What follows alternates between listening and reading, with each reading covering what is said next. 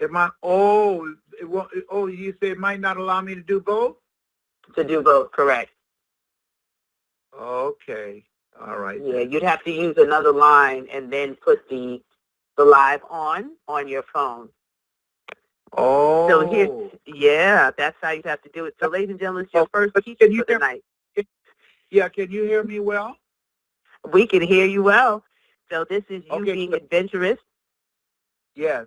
Well, it didn't work out tonight, but it will work out next week. Okay. Listen, thank you so much. Here's what I'm grateful for. I'm grateful for you. I'm grateful for your friendship and for your willingness to do this with no pay other than people calling in and sharing their stories and me calling in. And I just thank you and I appreciate you and I value you and your friendship so much. I want to speak tonight seriously, and I encourage all of you, before I get into my message, I want you to email as many people as you can and have them listen to me tonight. I have a message tonight, and I'm really serious about this. I spoke for Grant Cardone organization this past weekend. It was just a great experience, and Gloria Mayfield Banks spoke, and she was powerful. I mean, just breathtaking. I was so proud of her. Very good friend. But they had a program on 60 Minutes yesterday. On 60 Minutes, it showed something that's going on all over this country. Over 20,000 people are losing their jobs every day. Kevin Bracey, one of my most talented speakers, is speaking at a school district in San Diego tomorrow. 1,400 people have received pink slips. And on 60 Minutes, they showed where a company had told people their job was going to be sent to India, and in order for them to get their retirement, they would have to train their replacement. Just think about that. That's happening all over the country. My sister Sharon, who's been working in the baking industry for 22 years, they sent her job to Mexico, and they brought people over from Mexico for Sharon to train them for her job. Sharon was earning around $63,000 a year, been there for 22 years. And the people who will take over her job will probably earn around $1,500 a year. It might be very good for business, there's no question about that, but it's devastating for a lot of people. A lot of people. A lot of people. My sister was very, very distraught about it. But we're living in a time that this was projected by Peter Drucker and Alvin Toffler, and he wrote a book years ago called Future Shock. This is something I've been talking about, that jobs will be sent abroad because it will be cheaper, and technology would make that possible. And today, studies were revealed last week that 50% of the jobs that are being held right now can be done by robots. The people who were campaigning for increase in minimum wage at McDonald's, they've been fired, and they're replacing them with kiosks. Many fast food places are moving in that direction. So I want to talk to you about what I talked to Kevin about, what I talked to my sister about. I want to talk to you about that. You know, my favorite book says, think it not strange that you face the fiery furnaces of this world. You will, not you might. You will have tribulations. Things are going to happen. I was in bed before this call, and I decided to get up.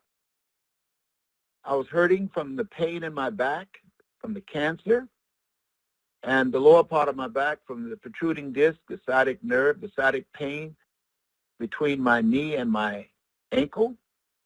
And I said, I got to get up.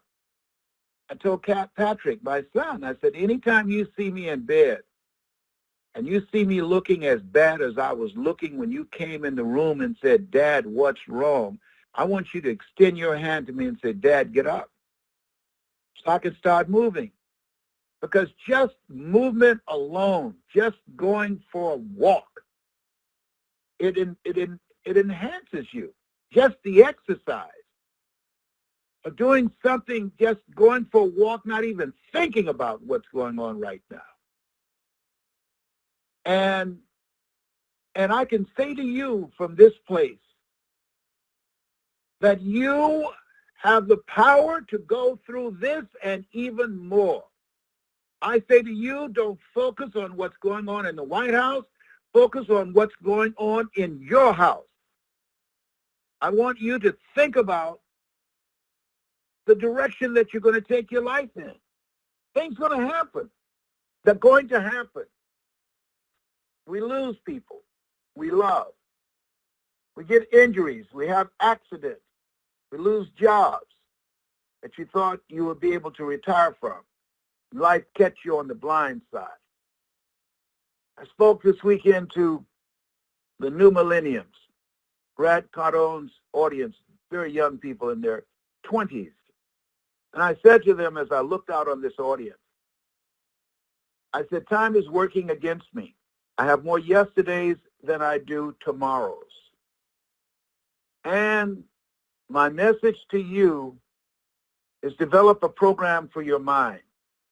My message to you, go on YouTube, find Les Brown speaking in the Georgia Dome and watch that on a regular basis, because your mind will be in a different place each time you watch it, but it's going to strengthen you to live your life from the inside out.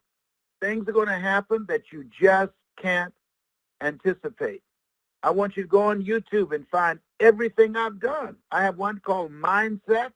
I want you to watch it and listen. As you listen to my voice, I'm telling you, because of what I've gone through, when I did those, sleeping on the floor of the Penobscot building in Detroit, Michigan, as I did those when I was struggling to build the business and build a global voice, that I can hear something in my voice that God has gifted me with to bring people from a dark place. I talked to a guy, he said, I flew here to hear you. I love Grant Cardone, but I was in a dark space and I had no reason to want to live, and someone introduced me to your voice and you brought me to the light. I can't tell you how many times I heard that. I can't tell you the number of men and women who embraced me and hugged me and say, you saved my life. And that's why I'm training speakers, because we have to multiply our voices. That's why today we need messengers of hope greater than ever before. Evil prevails when good men and women do nothing. In the beginning was the Word, and the Word was God. Words are powerful. We need words of hope.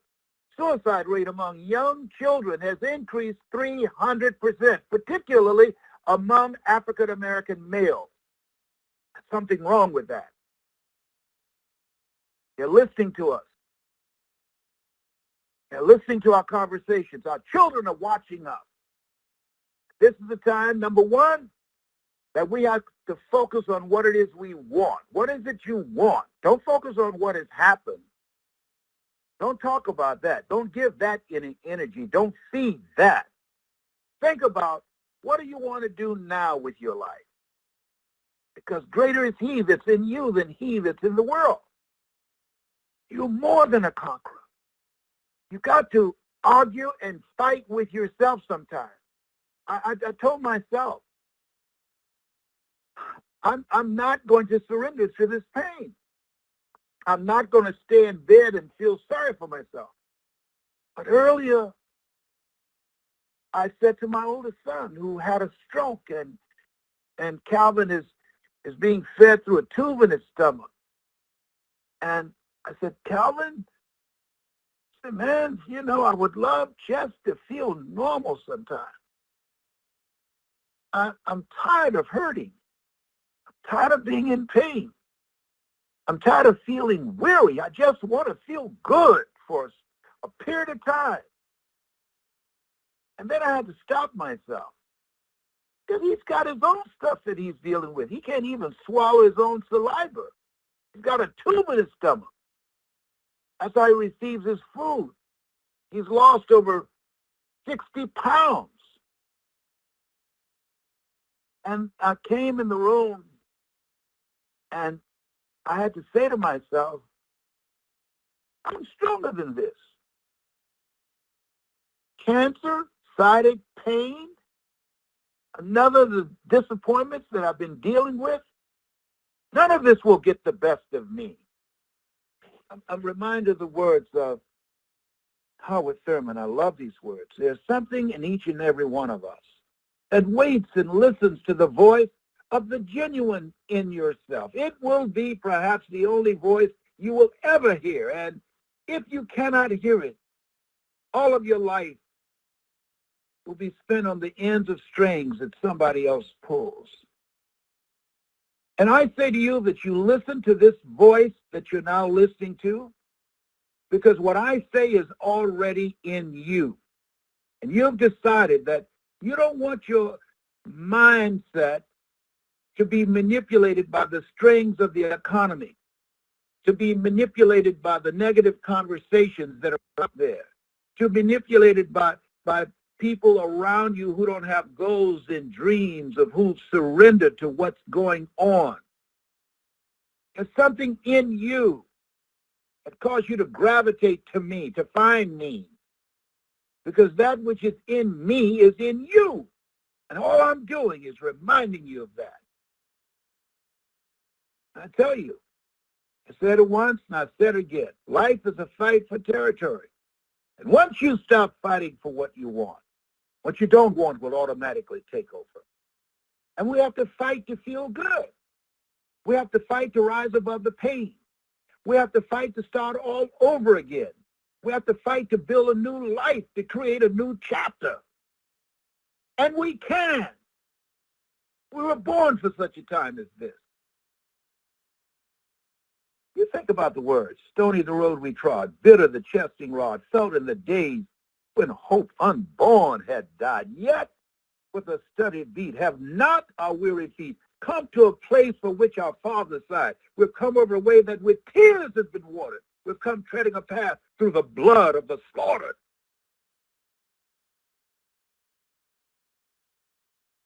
You think about it. Powerful. You've gone through a lot already. And you're still standing. The lady said, that's found. Boy, he's gone through a lot. He's strong. You right. You got that right. I am. I'm Mamie Brown's boy.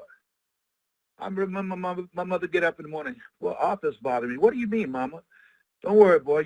You live long enough, you'll find out. She's talking about arthritis. And those swollen ankles and those swollen knees did not stop her from leaving the house many times, walking in the rain to go to a bus station, to catch a bus downtown and mind the M&M cafeteria. She didn't let anything stop her. She was determined. The 7 children that she adopted, they will never go to bed hungry. And when she could no longer work, when no one would hire her because she was too old and had arthritis in her shoulders and in her knees and ankles, she wrote numbers. Didn't have multi-level marketing then. She sold homebrew. She sold moonshine. I haven't even been able to go see that movie that was shot in Overtown where I was raised in Miami. I fear that I might see something that will bring back the memory when my mother went to jail. She went to jail for us. I'm sorry. She went to jail for us. She worked hard. She's a good person. She didn't deserve that. And, you know, when I look at all the things that's going on right now, what's most important is ask for help, not because you're weak, but because you want to remain strong. I can't tell you the number of times that I've called Dwight Pleasure, a spiritual brother, and said, Dwight, would you pray for me? Or Valerie Parker, would you pray for me? Or Stacy. Because all of us have our moments in the Garden of Gethsemane. All of us. Jesus even said, will you pray with me? You know? And you have to focus on and hold your mind there on what you want. Your thoughts have magnetic power. And don't cloud your mind with how will I do it. Lean not unto thine own understanding. In all thy ways acknowledge him, and he shall direct thy path.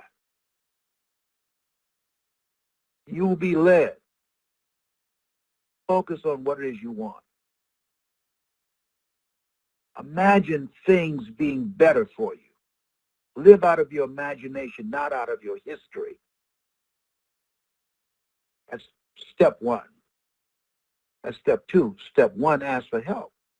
Surround yourself with collaborative, achievement-driven, supportive relationships. People that will stand with you. People that will pray with you. People that can give you some advice until your head gets clear, and you can give them some advice, that you can be there for each other. I'm so very blessed to have people like that in my life. I'm so blessed. And the other thing is that keep moving. Don't stop. You're not given the luxury to feel sorry for yourself. I got in bed because I was hurting. My leg, my back, the sciatic pain on my right side, the cancer on the left, the swelling on my neck, feeling weary in my head. And I crawl into bed, and then something said, get up. Get up. Therefore, take unto you the whole armor of God, that ye may be able to withstand in the evil day, that having done all, to stand. Get up, Les. I got to stand. I got to stand. Not crawl, stand. Not huddle in a corner feeling sorry for myself, but stand.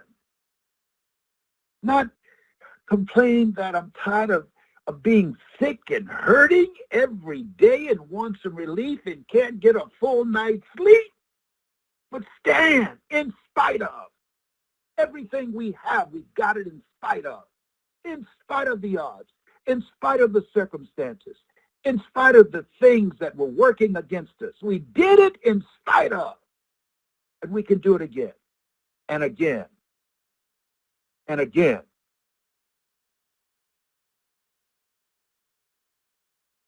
I tell you, when you are going through this valley experience, know that this too shall pass. It will pass. It seems like forever when you're going through it, but it will pass. I know that. I've had some valley experiences, and I was stronger on the other side of it. In all things, give thanks. I used to have a problem with that, but I understand, because there's something on the surface you don't understand, and we have to judge righteous judgment, to look beyond the surface and trust. And that's the final point I want to make. Trust. We don't hear much about that. Trust. Trust in the Lord. Trust. even if you have no evidence or anything to point to that will justify trusting. Listen to me. Listen to me. Trust. Believe and know he will bring you through. One of my songs that I love is James Cleveland. Lord, help me to hold out. Help me, please, Sir Jesus. Help me to hold out until my change comes. Until my change comes.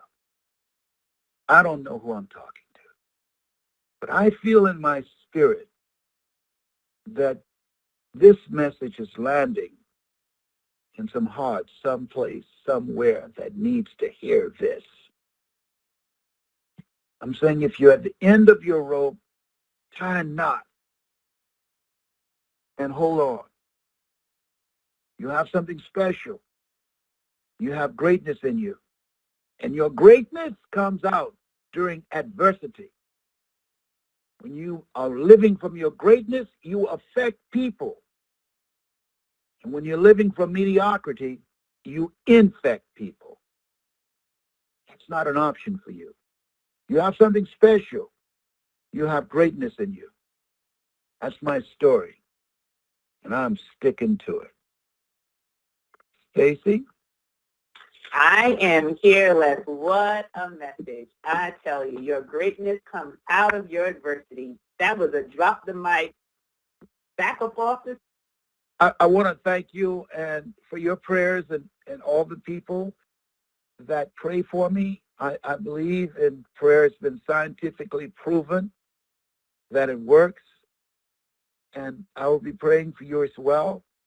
I feel better after doing this call. I'm glad I came on. It brought back some memories for me of my mother and the sacrifice she made for us. 7 children she adopted. And whenever I speak, I think of her. She never met a stranger. And I want to honor and respect the sacrifice she made. Because once you take on 7 children, you don't have a life anymore. They become your life.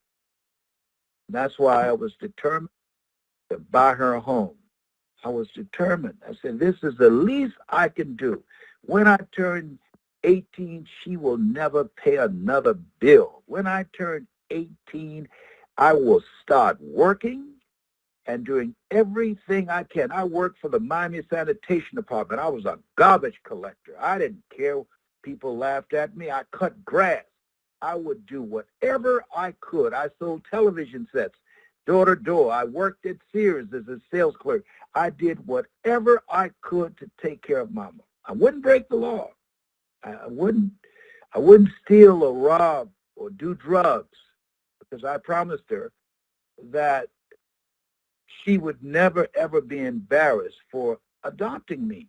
I remember Mama said, if you ever go to jail, do not call me because I'm not coming. And a guy named Harry Jackson and I stole a bicycle.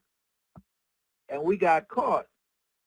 And a police officer named Jimmy Wilson caught us and put us in the cops in the police car. And so he said, what's your name? He said, Harry Jackson. What's your name? My name is Leslie Brown. Leslie Brown? Are you Mamie Brown's boy?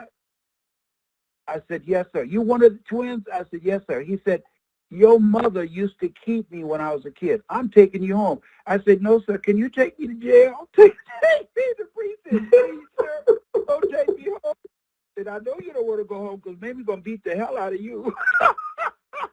And so when the police cruiser pulled up, he called and said, Mamie, I got one of your boys out there. And she said, I know which one it is. Wesley was in the house. So she came out there. She said, just a minute, Margaret, and go get me a switch. there in front of everybody. I was so embarrassed. Oh, my God, I was humiliated. Jimmy Wilson, he was a police officer for Miami Police Department. I tell you, man, I think about when I was a kid. I was such a problem kid. That's why one of the goals I have is I want to get strong enough to go to Chicago, to work with young men there, to go to Atlanta and Detroit. I want God to give me enough strength to train other speakers and to go into prisons. I want to reduce the recidivism rate. I'm donating all my products to the prisons that will receive them.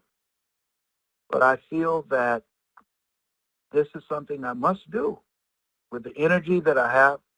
I'm older now, but I still got the fire. People who saw me speak this weekend, they were in a state of shock. They just said, he's still got it. And I want not to leave here just helping those who have more. But he said, the least that you do unto these, my brethren, you do it also unto me. And so anybody that can email me, LesBrown77, that can help me get access to some of these prisons, that I can go in there. I think that's a calling on my life. They need to hear my voice. Many see themselves as criminals. I'm talking to a group of young men, and one guy said, oh, I did a dime. I said, dime? I knew what he meant. He did 10 years. So you're telling me your life is worth a penny a year? By the time I got through, he changed that conversation. He'll never say that again. So that's it. That's it. I'm through now. Thank you so much, Stacey. I appreciate you, and I love you. I love you more and appreciate you. You go rest that voice and continue to be amazing. Thank you for your example. Thank you for who you are. And we're going to give the callers instructions on how they can connect. And we look forward to having you on again next week. But you go on ahead and rest, and then I'm going to give everybody the... Oh, before you open up, anybody that'd like to become a certified Les Brown speaker, trainer, a life coach, I want you to go to online to the Les Brown Institute and get the information there. But the other thing is that I want people to give them an email address where they can email me and let me know any contacts that can help me get into these prisons and jails and juvenile detention centers. I'm being called to do this, to reduce this recidivism rate, because they're not trying to make these young people better. They're making them bitter. They're not trying to reform them. They make money off of being incarcerated. These prisons are privatized. They make money off it. It's a new form of slavery. And many of these young people don't know. And many of these cops, one of the worst things they do is they frame kids and put felonies on them, saying he was resisting arrest. And when you get a felony, you can't get a job. You can't get a job. You can't feed yourself or your family, and you're not going to starve to death. So the system lock them out so they go back to a life of crime. It's deliberate. It's deliberate. Yes, it is. And we've got to interrupt this. Stop madness.